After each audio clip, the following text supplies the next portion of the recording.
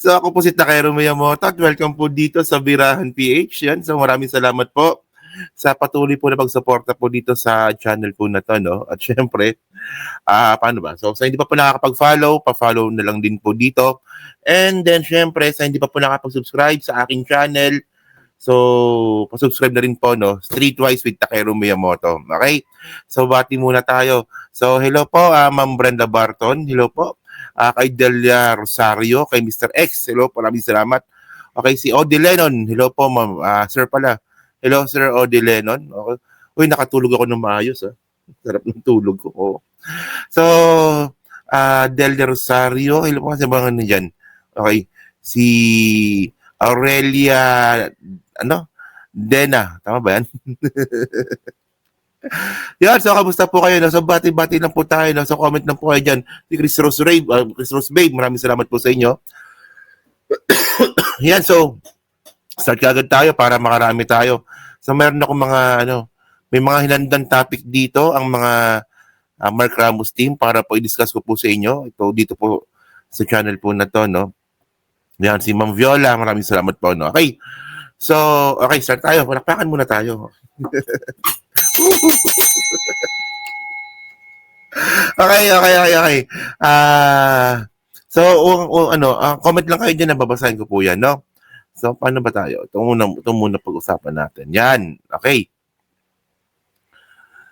So, nga pala, no? So, una pala, syempre, magandang araw po sa inyong lahat.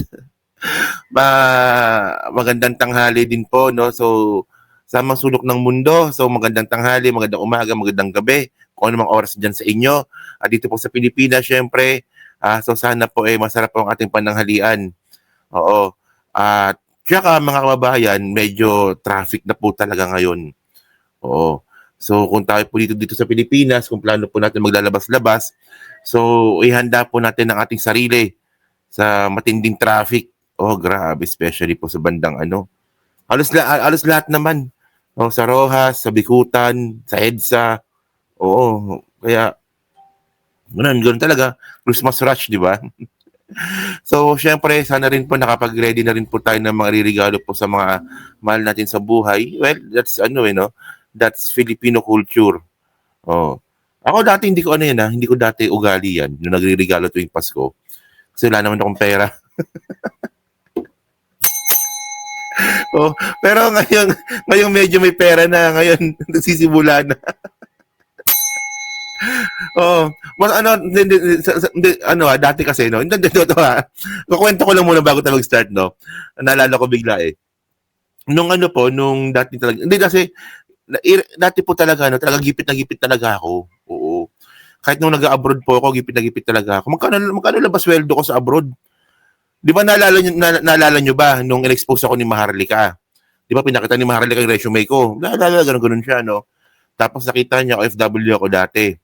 Tapos yung sweldo ko lang, nakalagay dun sa resume ko No, na ang sweldo ko lang sa abroad doon, restaurant supervisor yun ang sweldo ko 60,000 a month. So malit yun, malit talaga yun. Ngayon naliliitan na ako. Dati okay pa yun Pero, ayun, hindi ko pa naintindihan yung ibig sabihin tuwing Pasko na it's better to give than to receive. It's better to give than to receive. Hindi ko naintindihan yun, no? Kasi mas maganda nga nakakatanggap ako Pero kapag meron ka na pala, no, mas maganda pala nagbibigay ka. Oo. So, mas ko yun mas ganun pala, no, kapag hindi ka talaga gipit sa buhay. Kapag hindi ka nagipit sa buhay, dapat talaga ikaw naman magbigay. Oo. Yun, so hello po no kay Remy Manafiel. Oo. Okay, si Mema Love, yan. Ang hirap na basahin. Si Joel CJ. Oo. Yan, thank you po no. Okay, so start agad tayo. Start na tayo para di po kung ano naman sabihin ko dito. Minsan dito ako nadudula sa birahan sa channel ko, napaka preno ko sa bunganga ko dito sa birahan. Yung mga ginagawa ko sa buhay ko, dito ko nasasabi. Okay, game. So start na po tayo. No? So thank you mga kababayan po sa makakasama ko po ngayon sa ating live stream. Siguro mga isang oras lang naman siguro tayo, no? Okay. So, hello po VMB Mama Love. Hello po, no? Yan, okay. So, start agad tayo. Okay. So mga kababayan, no? So actually kahapon pa kasi balita ito na tungkol nga po dito kay Sara Duterte na may issue na naman po ng nakawan. O, nakawan to eh. Sigurado naman nakawan to. Wag na nakaw yan eh. O. So, ito yung nabalita kahapon. Wait lang, lakayan natin. Yan. O. Okay. So, sabi dito, no? So, 200,000 per CCTV and more. A look at OVP new equipment in last 2 years. So, ito, no? Ano ba to? Parang nag-upgrade ata, no? Ng ano? Ng mga kagamitan itong si Sara Duterte sa OVP. Oh, pero in the last 2 years lang naman, hindi naman siya ganun kaluma. Tsaka ang point natin dito, bakit ka mag-upgrade kung wala ka namang ginagawa? Ano ba ginagawa ni Sara? Wala naman, di ba? Ramdam nyo ba na meron tayong vice presidente? Nasaan si Sara ngayon? Alam nyo kung nasaan si Sara ngayon? Wala lang. Nasa dahig lang. O sabi dito, basahin natin ito, yung report dito. Okay, sabi dito. Yan, to. Vice President Sara Duterte's office acquired 7 CCTV units in 2024 at an average of 212,000 pesos each, according to financial records released by state auditors on Monday, December 1. No? Di ba? Tingnan mo CCTV 212,000. The Commission on Audit's annual report of the OVP also listed the acquisition of 13 units of laptop valued at 3 million or roughly 300,000 each. So anong laptop ba yung 300,000 each? Hanapin ko nga dito.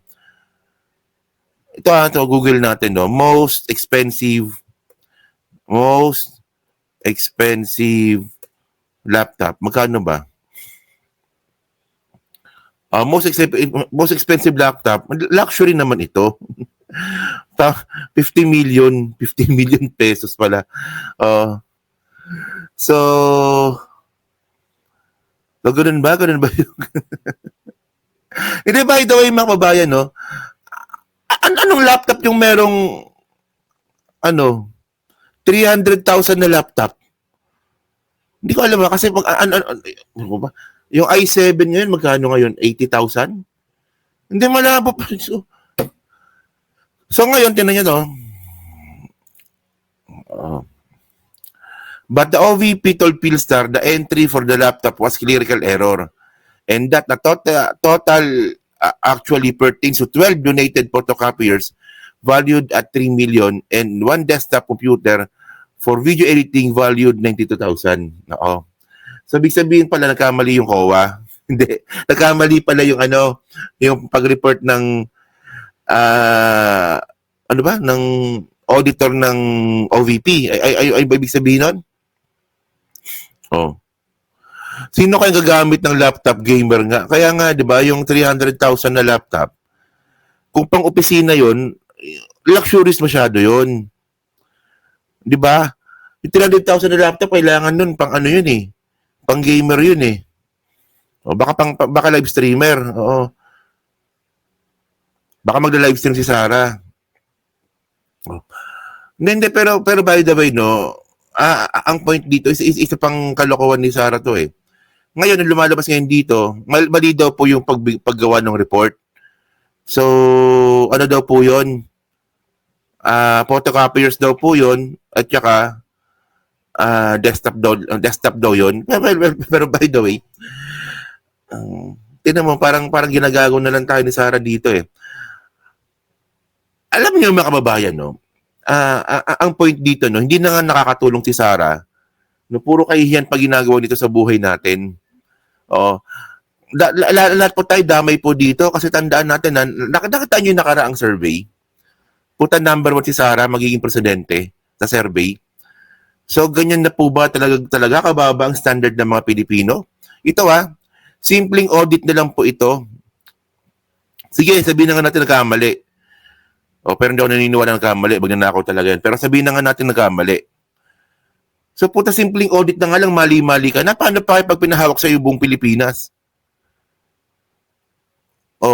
Tingnan nyo yung OVP palpak. May issue pa si Sara Duterte dun sa sa mga beneficiaries. Hindi lang yan meron pa yan. Yung mga beneficiaries, 'di ba, meron siya mga beneficiaries na binibigay na pera sa patay, 'di ba? Mga beneficiaries na mga pakain, kuno, beneficiaries para sa mga magnegosyo. Pati yun mga kababayan, may may anomalya din. Simpleng bagay na lang yun mga kababayan, mali-mali pa. Tapos yung DepEd, mga kababayan, binaboy din po ni Sara. Ang daming kababoy na nangyari sa DepEd. Tapos gusto niyo maging presidente si Sara. Para na mga babaw naman ata ng qualifications natin. Alam niyo kung saan ako naawa mga kababayan? Doon po sa mga sa posibleng maputol na ginawang maganda ni PBBM sa mga dialysis patient po na katulad ko. Oo. Hindi, ako malapit ako mag-dialysis, no? Na ako, mga 3 weeks na lang ata, mag-start na ako. Oo. Alam niyo po ba, no, nung panahon nga po nung ni Tatay Digong, nung panahon ni Tatay Digong, merong copay yung dialysis. Merong copay. Kaya marami pa rin pong namamatay ng dialysis patient doon kasi nga may copay. So yung copay kasi ibig sabihin nun, hati ka sa bayad sa dialysis. Ganon. So pag naubos po yun, magka-cash out ka na. So ang ginawa po ni PBBM mga kababayan, kasi ako, relate talaga ako dito Ito yung kinakabahala ko pag si Sara naging presidente Kasi kung nababoy po ni Sara yung DepEd, mabababoy din po yung PhilHealth. So ngayon mga kababayan, yung ginawa po ni PBBM, alam nyo, napakaganda po ng ginawa ni Presidente Bongbong Marcos sa mga dialysis patient. Hindi lang po sa dialysis patient, sa lahat po ng pasyente. Pero syempre, mas relate po ako sa dialysis patient, no? So yung ginawa po ni PBBM ngayon, libre na po lahat. Tingnan nyo libre lahat. Libre yung pagsalang sa dialysis, libre yung injection, libre yung dialyzer, wala ng copay. Tapos ngayon, meron pang 20,000 pesos. No, every year.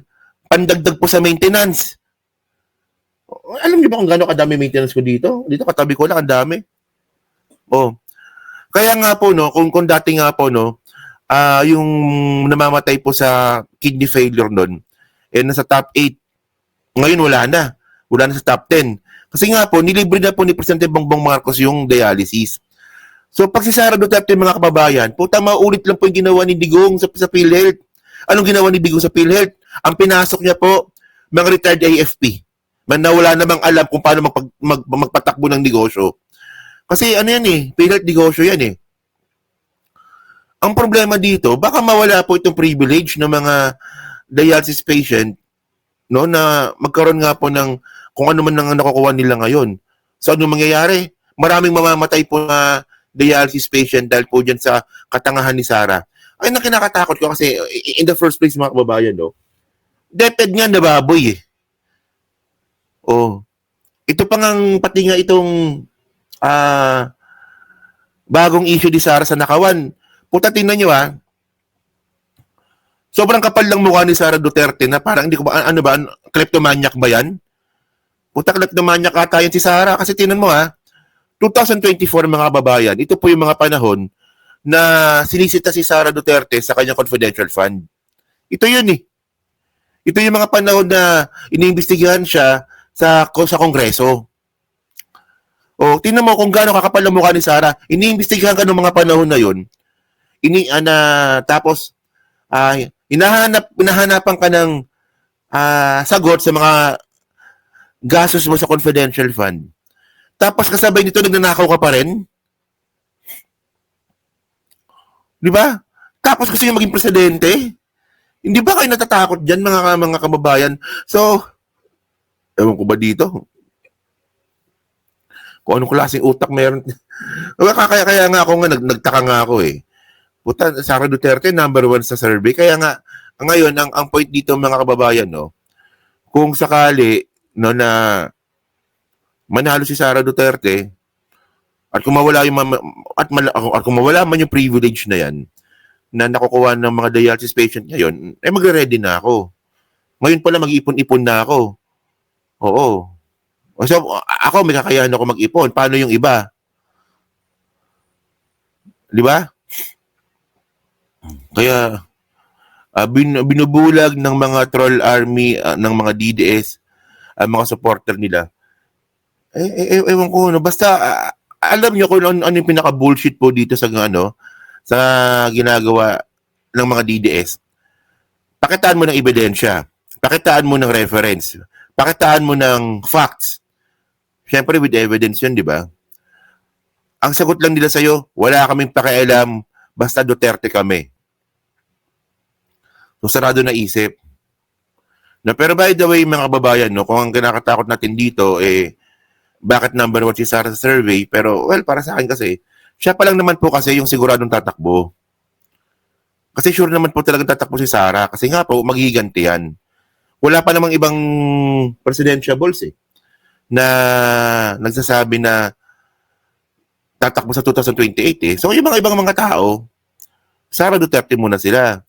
Pero tinan ninyo nung nakaraan, nung matunog po yung pangalan na tatakbo si Vico Soto, kahit malabo mangyari, nag-number 2 si Vico Soto sa survey. Di ba? Ayun na, wala pang statement si Vico Soto nun about sa pagtakbo bilang presidente. Bali-balita pa lang yun, pero nag-number 2 si Vico Soto. So, paano pa kaya? No? Paano pa kaya pag may iba pang tatakbo na maghahayag na kami ay tatakbo, di ba? So, at least you get my point, no?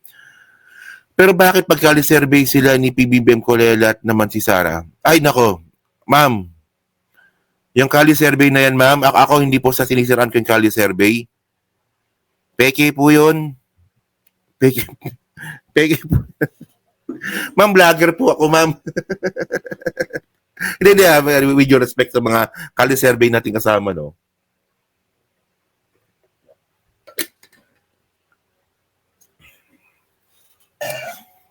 Especially yung Kali survey mga kababayan na edited, yung hindi live.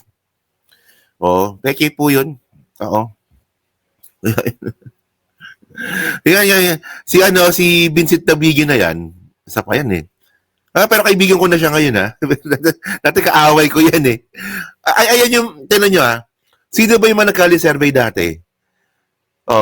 Di ba sila rin po yung mga DDS ngayon di ba? So meron pa rin nagka-Kali survey ngayon. Si JDB, di ba tinan mo sa sa 2028 election, magka-Kali survey yan si JDB.